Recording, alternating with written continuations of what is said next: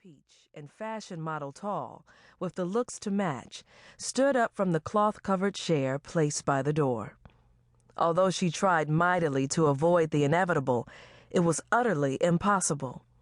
She found herself primping the chic, angular hairstyle framing her face in the same dirty mirror. Chandelle's stunning beauty, beset by round brown eyes and anchored by full, voluptuous lips, beamed back at her with a brilliant, approving smile. Yes, just as I suspected, beauty knows no bounds. If you ask me, they had the wrong one locked up, Dior heckled from the hallway. Come on, cuz, let's get out of here. I'm hungry for some real food, something dumped in grease. Ooh, Dee, that's the sanest thing I've heard all day. Let me get your bag.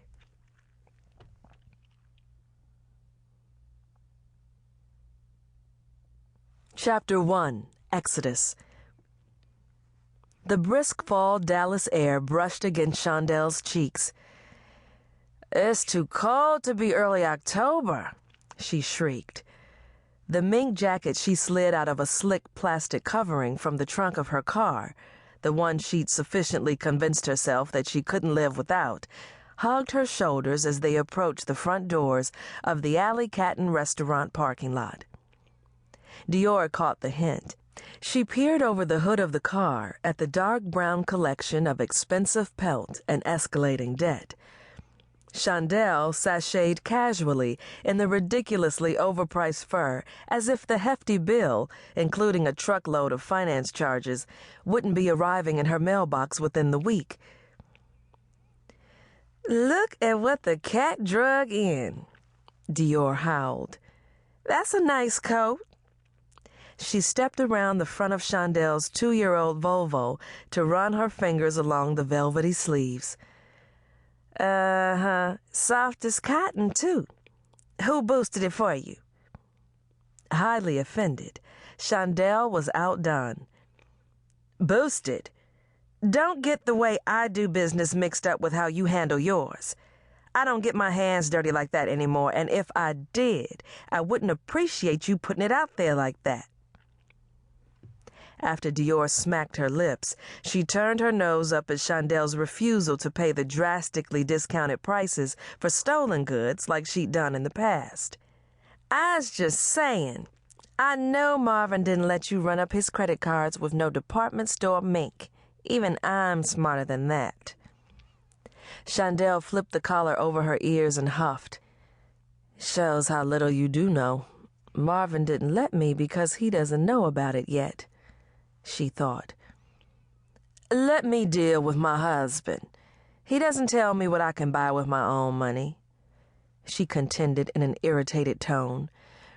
Still fuming over having been chastised by a streetwise headache after their entrees were delivered, Chandelle quietly picked over a deep-fried fish basket while Dior dove into hers face first.